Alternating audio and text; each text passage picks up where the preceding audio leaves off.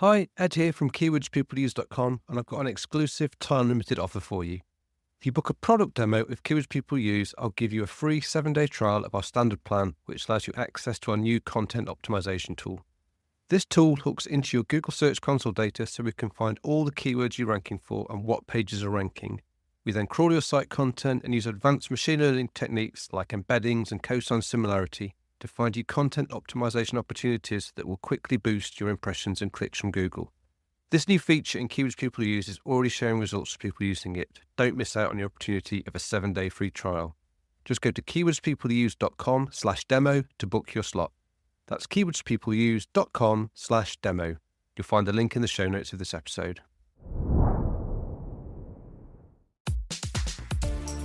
Hello and welcome to SEO is Not That Hard. I'm your host Ed Dawson, the founder of the SEO intelligence platform keywordspeopleuse.com, where we help you discover the questions people ask online and then how to optimize your content to build traffic and authority. I've been in SEO and online marketing for over 20 years, and I'm here to share the wealth of knowledge, hints and tips I've amassed over that time. Hello and welcome back to SEO is Not That Hard. It's me here, Ed Dawson, as always. And today we're on to the next episode in our entity series. This is about fighting AI fiction, grounding your brand in reality. So in the last episode, we looked into how a large language model works, and we learned that an LLM like ChatGPT or Perplexity or Claude or Gemini, they're not a database of facts, but instead a giant statistical prediction engines. And they represent entities and concepts as coordinates on a vast multidimensional map of meaning, and it reasons by finding the most probable path from one point to another, depending on their input prompt. Now, this ability to find and extend patterns is what gives LLMs the really incredible power for creativity and insight, but it also leads directly to their single biggest, most dangerous flaw, a problem that has resulted in legal sanctions, reputational damage, and some truly bizarre and incorrect answers being presented with perfect confidence. So today we're going to talk about these AI hallucinations, and we'll explore why they happen. And more importantly, we'll discuss what the strategy is that allows you to position your website as a source of truth that helps ground those AIs in reality to help reduce and prevent those hallucinations.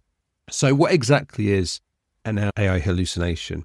An hallucination is when an LLM generates information that sounds completely plausible and is delivered with a really confident tone as a factual statement, but it's partially or entirely completely made up.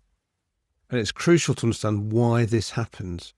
So remember, an LLM's core function is to predict the next most likely word. It's a pattern completer, it's not a fact checker.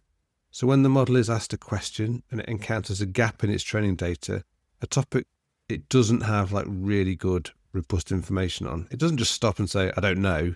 Its very nature sort of compels it to fill that gap by generating the most statistically probable sequence of words, regardless of their connections to factual reality. And it's not just a quirky little bug, it's real serious, real-world consequences.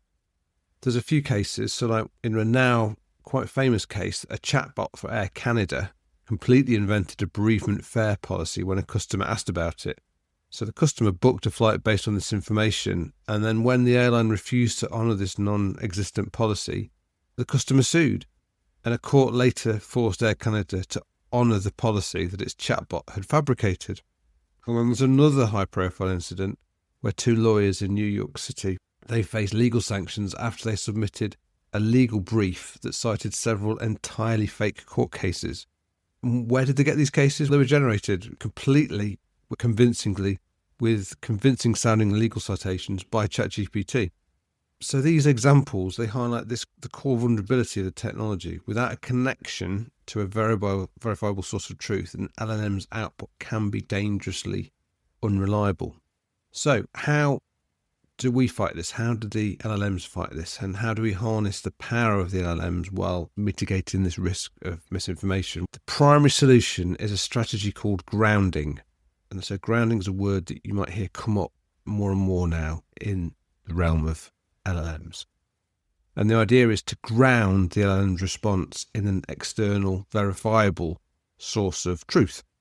So rather than allowing it to rely solely on its eternal and its potentially flawed memory and this way it does of prediction and making connections, this grounding helps give it something to verify the information that it's talking about.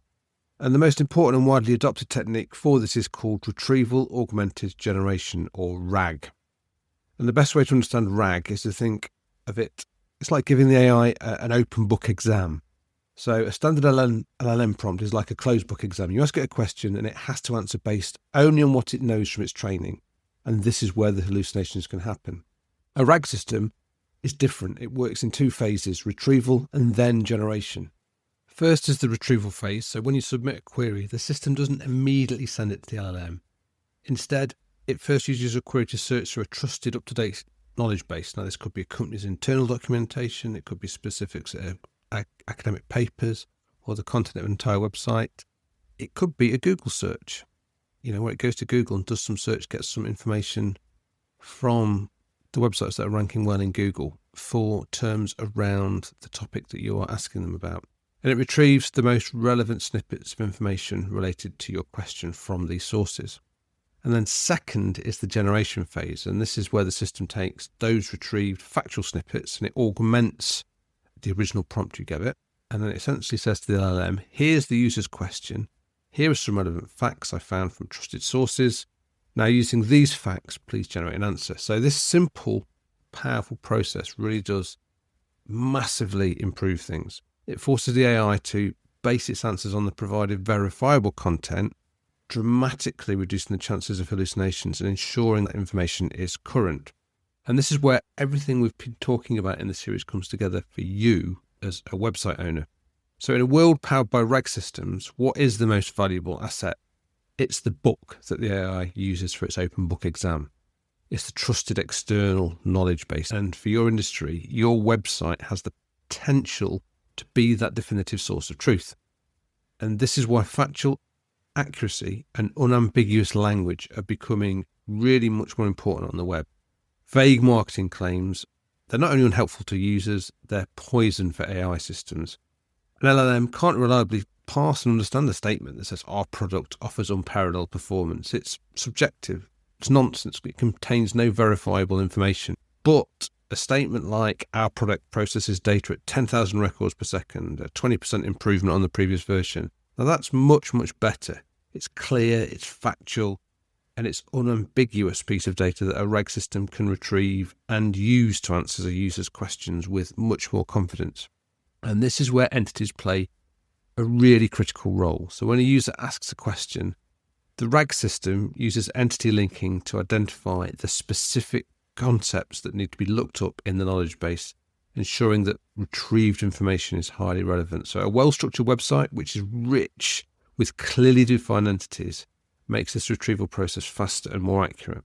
Now, there are other more complex strategies that the LLMs use, like post-processing systems they'll extract all the factual assertions that the LLM's made from its output, and it'll then compare that against ground truth sources. So it's in effect doing the same thing in reverse. But the principle's the same. It's connecting the AI to verifiable sources of facts. So let's come out and look at the bigger picture. This isn't just about optimizing for public chatbots like ChatGPT. The widespread challenge of large language model unreliability is creating what some are calling a new authority economy.